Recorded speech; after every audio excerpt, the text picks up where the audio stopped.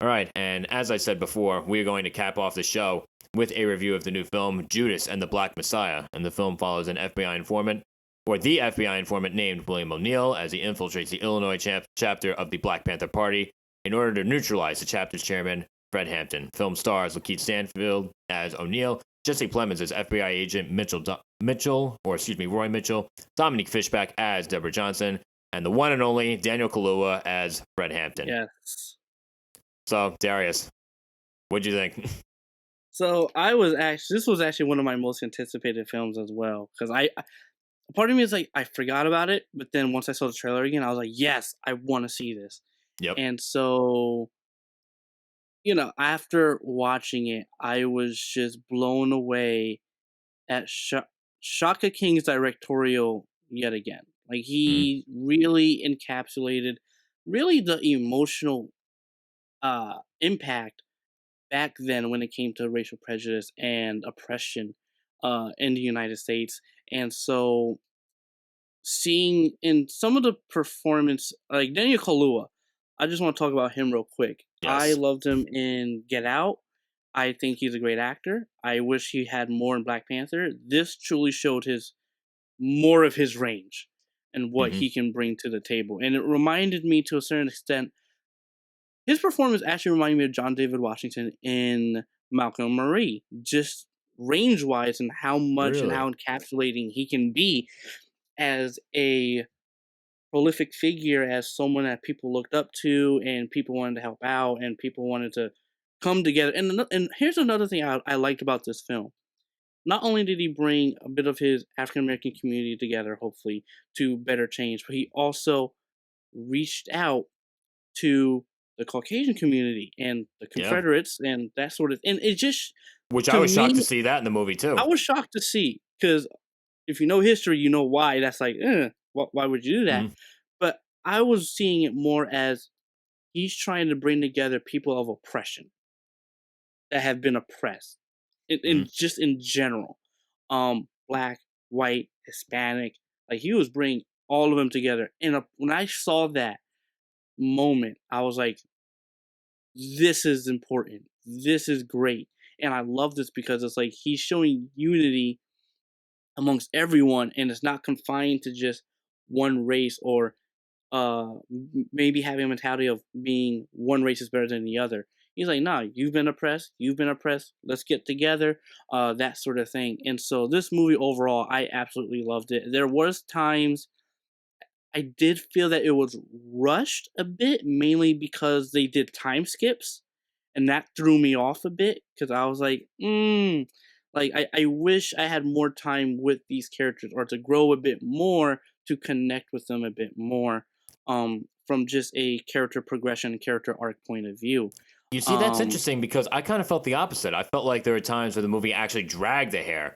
And as far as like character, I was going to get to that too. Yeah, and I felt like it definitely drags a tiny bit.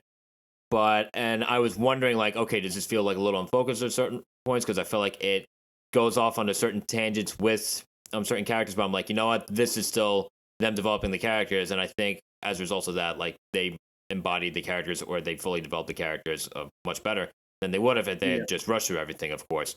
As far as Daniel Kaluuya's performance, obviously, he's an immense presence. He's great in Get Out. I thought he gave a very underrated performance in Widows. I don't know if you remember that movie that came out a couple years ago. He was absolutely phenomenal. It was like a crime heist film.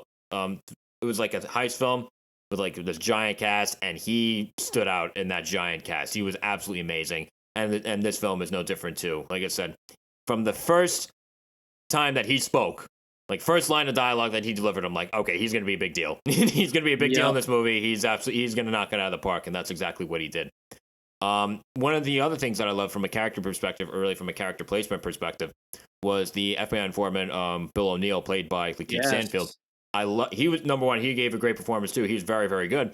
And then I love how the film basically shows like his character is between a rock and a hard place, because if he goes against the FBI, they'll screw him. They'll throw him in jail.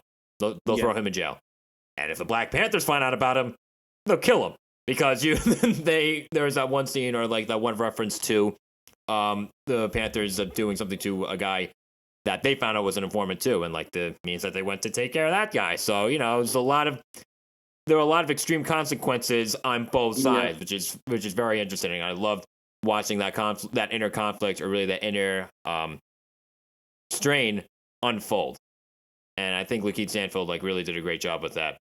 And overall, like the film, there are a lot of like really electric moments. The action and it feels odd to say that the violence is very pulsating, but like the action and the violence, of course, like tend to go hand in hand, and both of them had like a very pulsating feel to it. Like it was both not easy to watch, but at the same time, like I couldn't take my eyes off of them. Like holy, shit. Yeah, Like, it was sometimes hard to watch. Yeah, and the truth behind that is that this is also sort of this is a autobiographical picture as well. Like the characters they're playing were real people. Like Fred Hampton was a member of the Black Panther Party and everything.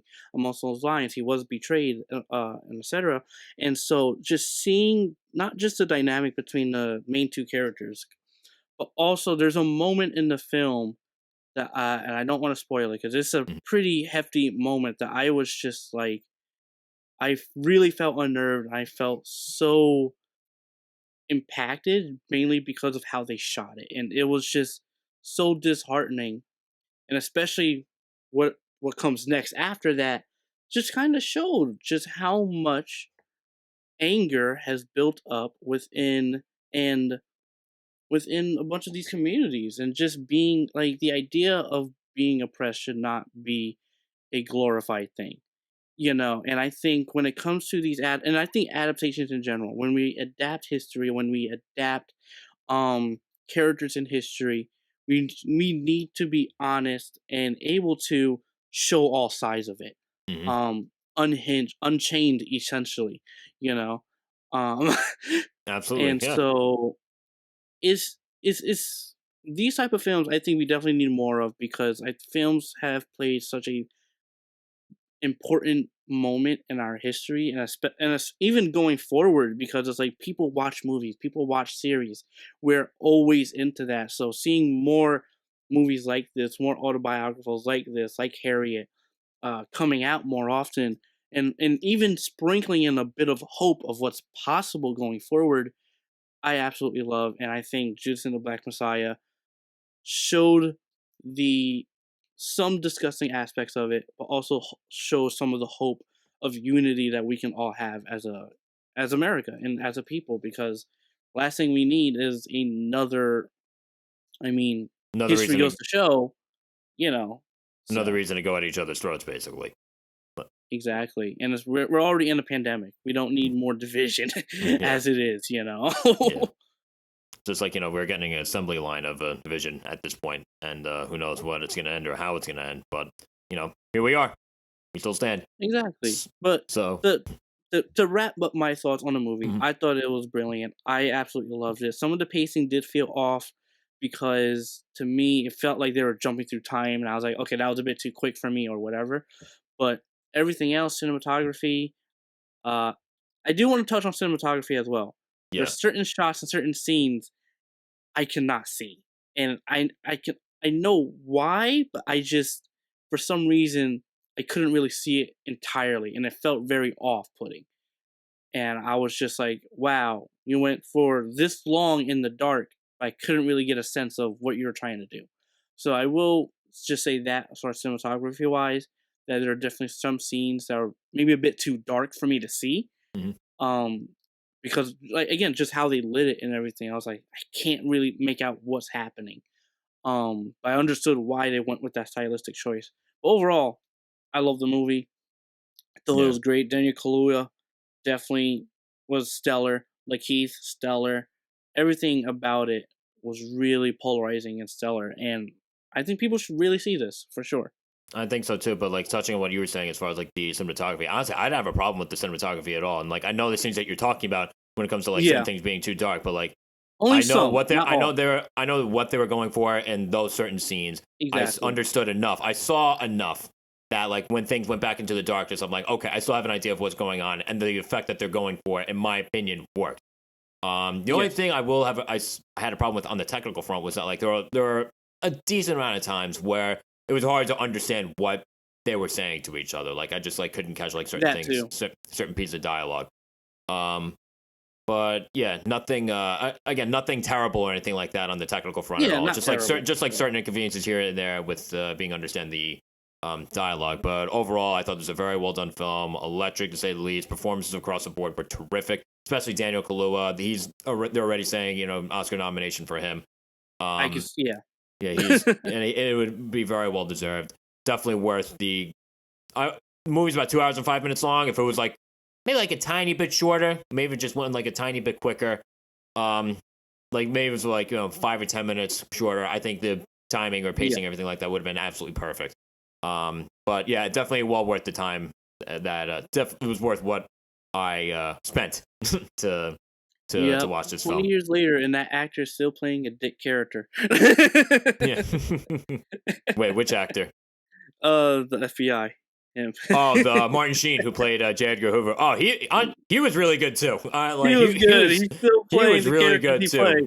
Every scene with him shocked me a little bit. Like it wasn't like a big performance too, but it was still like menacing, like a very quiet way. Yeah, exactly. So honestly, good on him for pulling that off. And he's not in like, a lot of scenes too. Man, this dick. Yeah, there's always been a lot of controversy surrounding J. Edgar Hoover, but we don't need to get into that today. All right, now for everyone who's still with us, what did you guys think of Judas and the Black Messiah? Leave your thoughts in the comment section below. And just like that, episode 7 is done. And Darius, thank you for doing this with me yet again. Thank you all for tuning in. And if you have not gotten a chance to yet, of course, I have to say this one more time. Don't forget to like, follow, subscribe, and hit the bell to get all notifications, whether you're on YouTube, whether you're on Apple or Spotify. And follow our social media profiles listed in the description below. And until next time, thank you for tuning in.